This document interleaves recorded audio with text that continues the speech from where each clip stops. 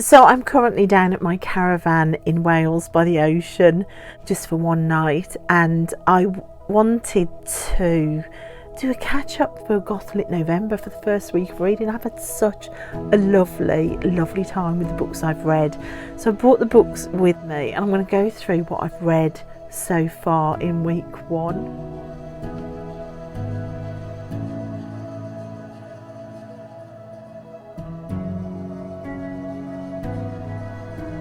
So Weing Heights by Emily Bronte. Now I've read this now. I think this is possibly my third read of this book. But the other two reads were when I was a lot younger, and I think possibly too young for me to take in the story as well as I needed to. It has been notoriously a story that I have always been really attracted to. I grew up being a super fan of Kate Bush with her song Weing Heights. Just that story of that passion and the love between our two main characters, Cathy and Heathcliff. It's just something that has stayed with me all my life, even though when I've read the book before, I've not been able to remember the story as soon as I've read it. And it's a shame really, because I have kept being pulled back to this. So I couldn't find my old copy anywhere. So for this challenge, I bought this gorgeous copy, which is the new Wordsworth Classics series. You can see it's got gilding on the edge. I also bought some tabs for the first time.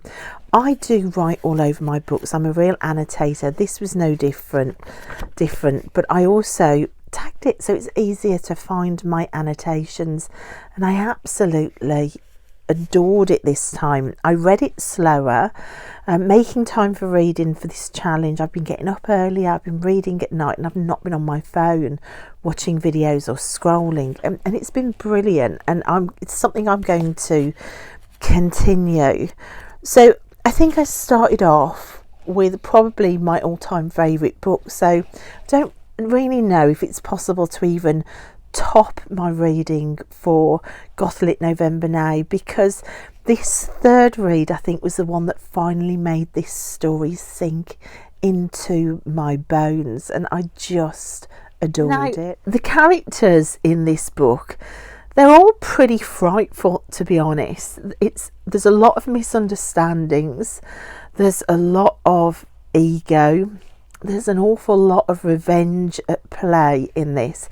There's a lot of cruelty in this, and I loved the way that sort of extreme of character mirrored the wildness of the moors and the cold and the starkness of the moors, really, and how isolating the two houses in the book feel. They feel like they're on the edge of the world with nobody around. It feels stark and lonely and cold, which is what a lot of the characters in the book also feel. So I loved that mirroring of character with nature. I loved that. I think that's a real Gothic trope. So it's a book of extremes, really. The extremes of nature, the extreme of loneliness, the extreme of ego and selfishness, the extremes of cruelty, the extremes of holding on to grudges and unforgiveness. But there is also the extremes of passion, and for me it's that makes this book just so soul crushing to read.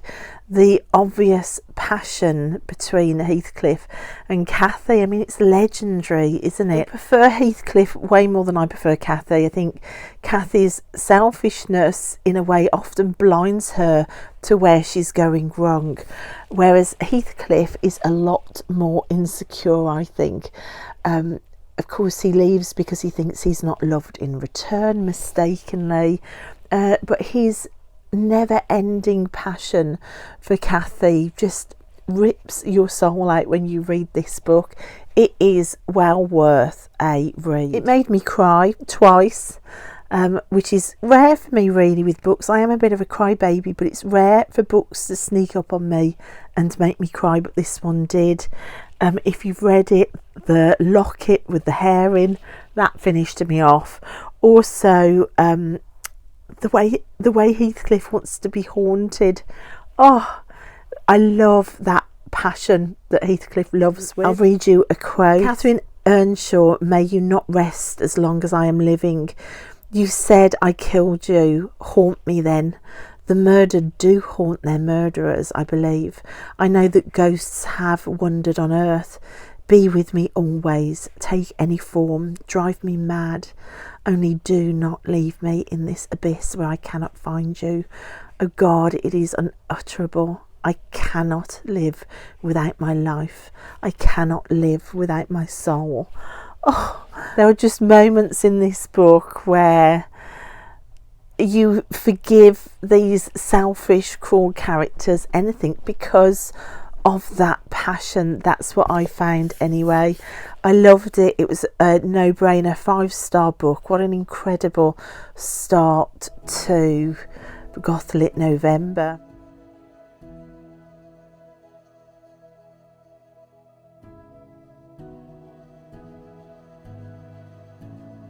From Weing Heights, I decided to move to something totally different, and for the first time ever, I read Mary Shelley's Frankenstein. Now, my only experience of what Frankenstein is all about up till now has been like Barbie dolls that do Frankenstein, like the green dolls with the bolts in their neck that move around groaning and moaning. Also, I can remember watching the Gene Wilder comedy movie about Frankenstein, where the mad scientist shouts, "Let there be life," and Frankenstein sits up with the bolts in his head. Those were my only preconceptions of what this book is about, and it is literally nothing like that whatsoever. So that was my first gobsmacking surprise with Frankenstein, was just how different from all my preconceptions this was. I also thought the monster was called Frankenstein. He isn't. It's the doctor. It's the scientist that's called Frankenstein, Victor Frankenstein. So you can see I went into this book completely naive and completely with no preconceptions and no knowledge really, and it was absolutely fantastic.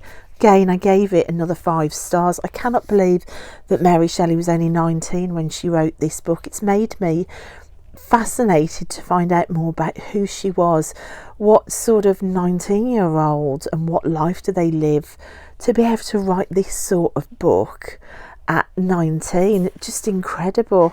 So I really do want to read some more work by Mary Shelley for certain. And I have to say, people who think that reading fiction is a waste of time because you can't learn anything, this book and the book that I've also read this month, which I'll talk about next, taught me this month that you can take so much away from fiction. You don't have to read non-fiction to take really important lessons away. Over my lifetime, I've read so many self-help books about like forgiveness and finding new paths to move on. This probably taught me more about the need for letting go, the need for starting again, and the need for forgiveness than 20 self-help books on that subject could do. This, again, a bit like Weing Heights, is about the terrible consequences of getting into a loop of revenge. And it's quite complex because you don't really know who to root for when you're reading it. You can see the story from both of our main characters' points of view, from the monster and from the mad scientist Victor Frankenstein. And who is at fault? It's not as clear cut as you would think. It's not just some crazed monster on the prowl doing all the damage. In fact, I got to the end of the book and my sympathy was way more with the monster than with Victor Frankenstein.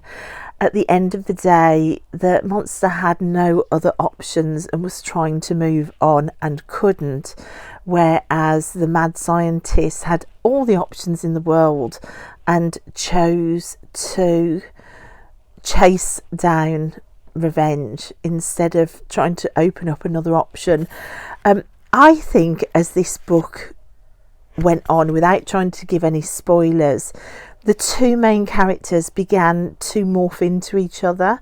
They began to become more and more similar.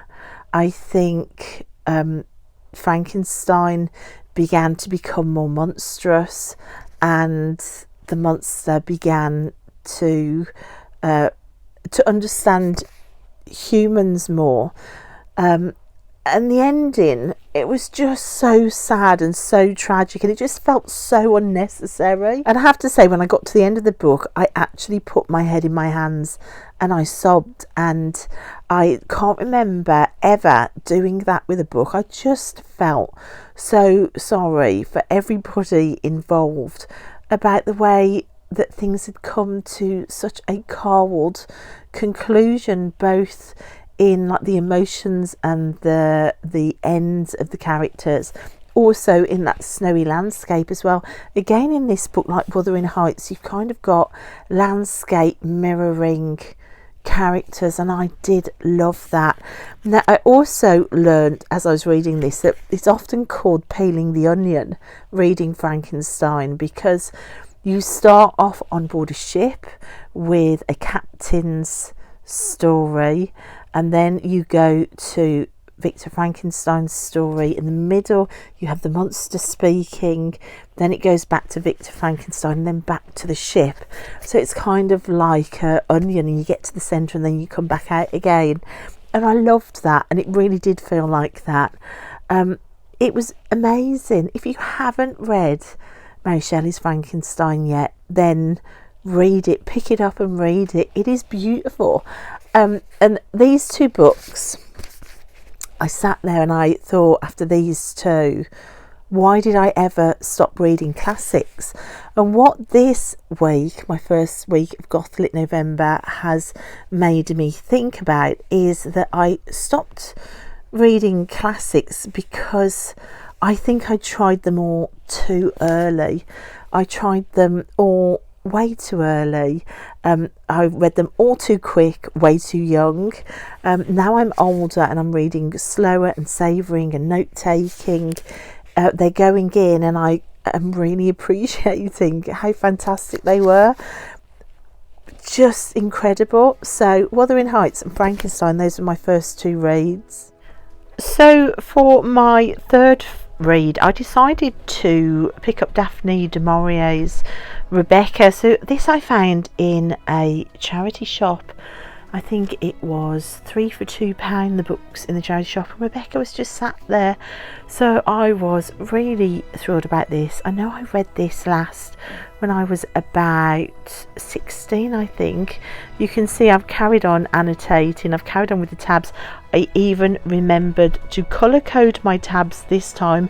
Go me. And I loved every single second of doing that. For me, it really helps me retain the story. So this is the second time that I'd read this. In my head, parts of this story had got modelled up with parts of Jane Eyre. Both of those two books I read in my late teens, and I'm 55 now, so that was a long time ago. So I wasn't quite sure which story I was in. So it's kind of a it was kind of like an exploration to find out what story I was in. I really loved it. It was going to be another 5-star, but I've knocked it down to a 4-star, which is still an amazing rating for me. Why did I knock it down to a 4-star? The characters. I think, reading as an older woman, the characters just began to infuriate me. They seemed to be missing the key points. So our main protagonist, the wife, the second Mrs. De Winter, who is never named in the book, which I hadn't clocked the first time. She isn't Rebecca. Her first name is never given to us in the whole book. it made me laugh because the closest she's given to a name is at the fancy dress ball that they hold at Mandalay, and somebody tells her she should be a forget-me-not, which just sums up her character, because her character is very quiet, very shy, very needy, just begging to be loved, really. She is, again, an absolute lesson in what people pleasing looks like and what codependency looks like. I want to reread the beginning of this and clock again what her backstory is, because for me she felt like somebody that come from trauma. It felt to me like I was reading the story of a terrified person with PTSD, completely formed by other people's opinions, completely boundaryless, completely desperate to be seen and chosen and loved, and willing to accept absolutely anything, people pleasing for everybody. She is a very young character, so that's part of it. I think some of that writing was to depict her youth, but even so, that kind of simping just really began to irritate me, and I almost felt like we were being pushed into the place of somebody like the housekeeper, Mrs. Danvers. I almost began to agree with Mrs. Danvers about her, and Mrs. Danvers is not a very nice character, and I just began to sympathise with her and to dislike the second wife more and more, our main protagonist, more and more as the book went on, especially at the end when, I'm not going to give any spoilers away if you haven't read Rebecca, especially at the end when some of the biggest key information is given. She's just relieved and happy that it means she might be loved more, and I'm like, girl, you're missing the point here. You've not taken in what you've just been told, and it was just so irritating.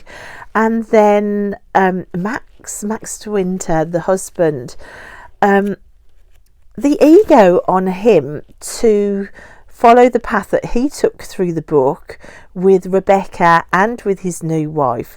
No empathy for his new wife, no support, very concerned with what other people think, to the point of the plot twist. He would prefer to do that than be talked about. And I know that there were reasons, and I know that the plot twists you around and you see why everybody did what they did, but even so, you're kind of missing the point if you're just relieved when you hear that bit of news. So I went more and more off the characters as I read this book. I think probably on purpose, which is why I knocked it down to 4 stars, because I began to get irritated. And at the end, when they realised what the light in the sky was over Mandalay, I was kind of cheering, because I thought, best thing ever to happen to that place. So I don't even know whether that's a hot take. I don't know whether that's supposed to be how you're meant to feel. I don't know whether these are well loved characters, because I didn't want to watch any videos or reviews about these books before I read them, but I will now. So if that's a hot take that you don't like the characters in this and you sympathise with Mrs. Danvers, then you know that's the hot take I've got to bring. By this point I was really into colour coding my tabs, really annotating, but I loved it. I loved the book. I now want to read everything that Daphne du Maurier has written. I loved her writing. I loved the way she holds a story. I also loved the way that the garden again mirrored some of the plot of the book. You've got like the claustrophobic drive up to Mandalay with all like the encroaching undergrowth and the trees and the darkness of one path, to the falsely planted happy valley that is picturesque, but really there's this dark other path running along it, like 2 paths side by side down to the wild ocean, which often turns to a black ocean or a black sky when the plot is turning. Again, you've got the sky and the ocean and the water and the woodland around the house mirroring the emotions of the characters. Such a fantastic Gothic trope to read. I loved that. And all of the red rhododendrons like blood around the house, just creepy as hell, really symbolic and just fantastic. Loved it. You can see I loved it. I wrote all over it, tabbed it to death. 3 amazing reads. So you can see I've been super busy reading this first week, but I did finish with the slightly smaller The Castle of Otranto by Horace Walpole.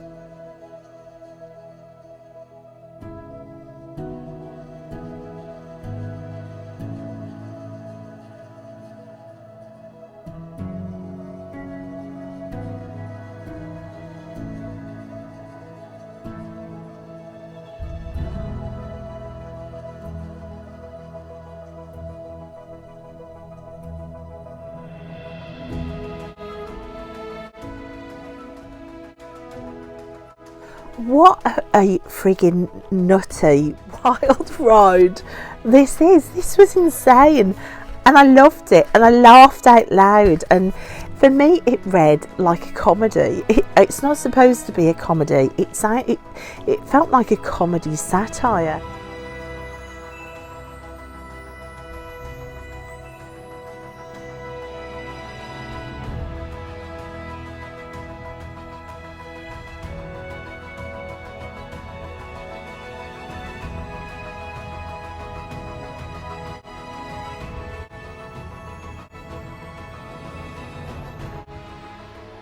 But because this is the very first ever Gothic literature novel, it's not a satire because it had nothing to be satirical about. It's like the first novel, but it read for me like a comedy. It felt like a Shakespearean comedy, and I read that Horace Walpole was quite influenced by Shakespeare, and you could really feel that in the writing. At times I just thought, this just feels like a Shakespearean comedy. It was epic.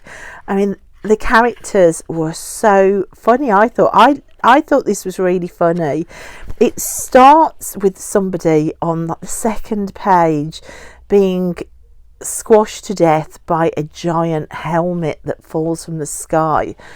That kind of sums up the bizarreness of this little tale. There are characters in here you love. There are characters in here that you can despise. There are secret tunnels through the house.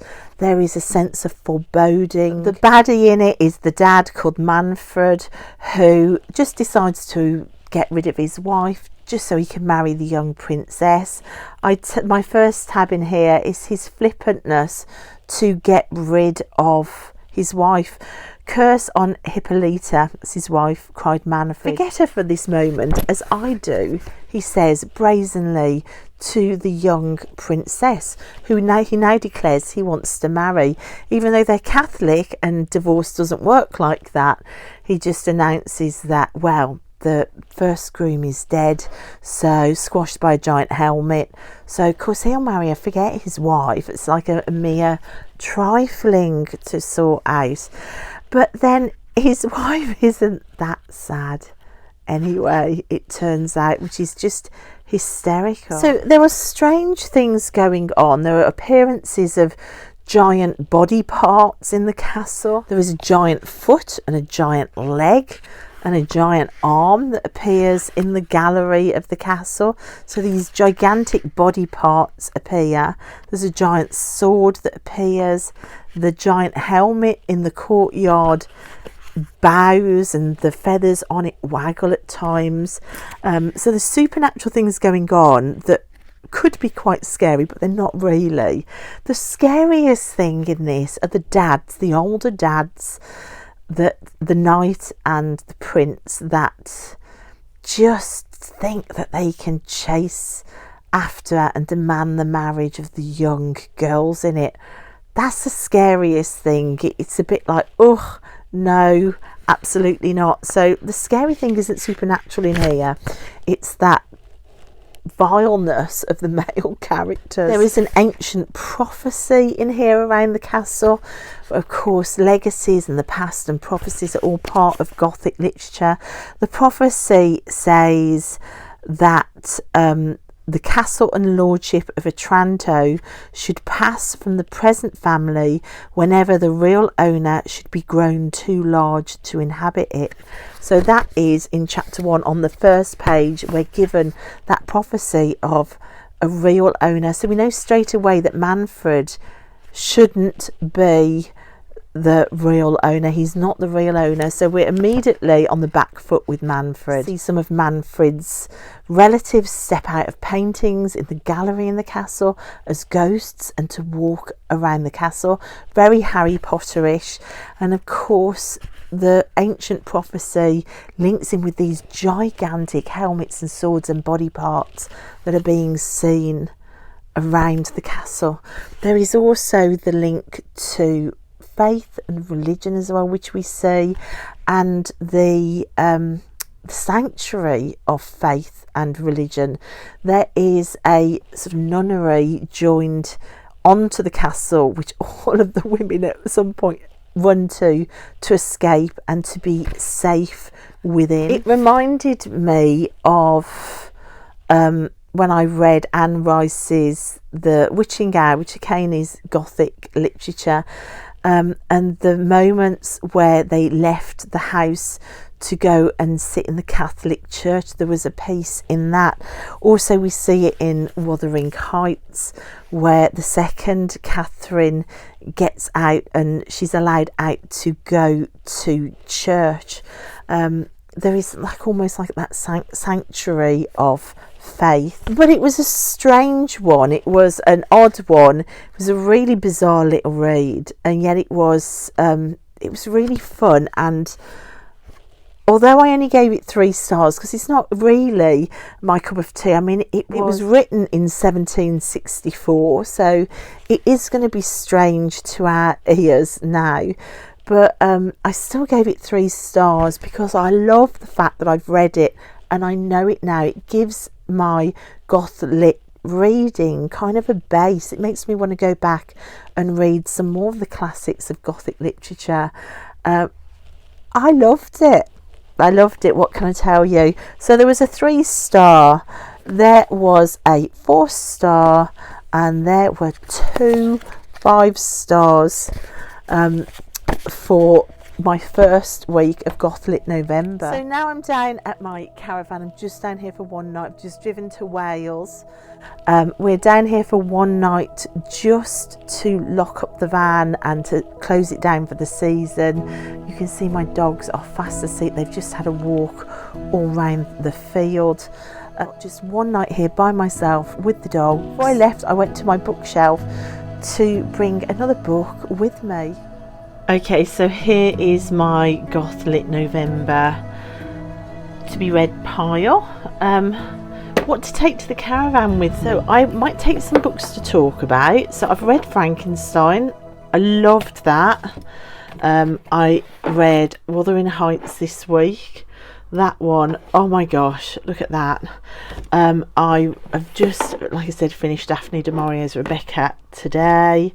I also read The Castle of Atanto, which I loved.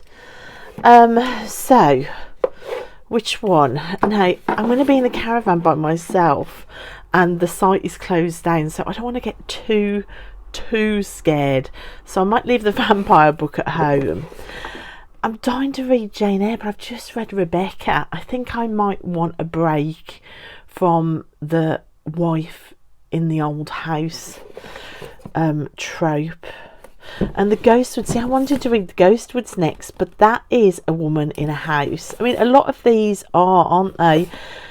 Bone China, I think that might be too scary. The Woman in Black I was thinking about reading next, but that might be too scary. I've got The Picture of Dorian Gray. I could take A Study in Drowning. Oh, I don't know whether I want to go for the satire of Northanger Abbey by Jane Austen, or whether to go more modern and do a study in drowning. Do you know what? I'm surprising myself, but I think I'm going to go for a study in drowning as the next read. I was going to take Northanger Abbey. Should I take them both just in case I change my mind? I'm going to do that. I'm going to take them both. So my reading chair is beckoning. It's chilly up here now in November in a caravan. So I'm going to wrap myself in throws in a minute and sit in my reading chair, which in the summer is out on my balcony, which is out here. You can see it's going dark now outside. It's so early for how dark it is. But the ocean is down there and the lights of the castle. So I've literally got a castle to be reading, looking at. Way too cold. I had visions of sitting at the castle to read, but it's been a long drive today. I've still got loads of jobs to do. It's freezing. It's November. What was I thinking? So you can see my dogs behind me and my reflection. I love this view. I love this view so much. I will miss it. So the season actually closes at the end of November. Sorry, the end of October, and it reopens at the start of March. But I was so busy with my daughter doing university visits, I couldn't get up here till now, till November. So I had to get permission to come up here to close down. And you can see I've just grabbed, I've got a throw there, I've got stuff from the car there, I've got my little recording bit there with books. Now what to read? Look, these are the two books that I brought with me. Which one? So when I showed my to be read pile for November, I said that I had read Northanger Abbey before, and this is the book that put me off classics when I was younger. It wasn't. I thought again, because I thought this is such a small book, and the book that I read was massively big, and it was Mansfield Park. I think that's what the book was called, that put me off.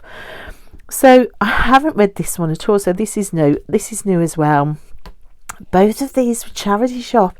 Can you even believe it? I mean, look, this is just untouched. Just such good condition. I think I paid £1 each for these. So I know that Northanger Abbey is a satire of Gothic literature. She kind of is poking fun at all the tropes, but it is classic, and I've read a lot of classics so far, so I think I am going to stick to reading Ava Reid's A Study in Drowning. So it's a Sunday Times bestseller. It says on here that Effie has always believed in fairy tales. Oh, it's this one with the fairy king. Okay, there's fairies included in this. And a prophecy in an old house with a wild sea around it. Oh, come on, guys. I'm by the ocean. I'm by a wintry, wild Welsh ocean. It's got to be this one, hasn't it? Okay.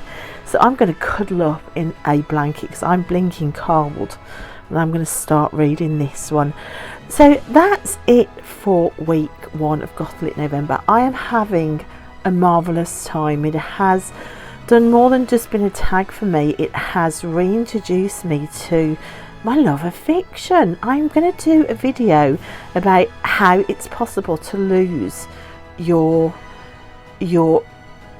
love of fiction, because that it happened to me without me even realizing it, and now I've got it back and I'm really excited. But I'm going to do more videos about that.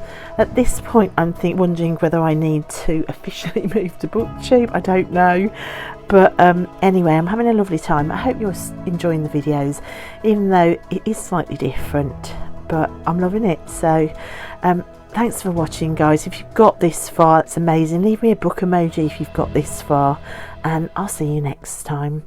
Bye.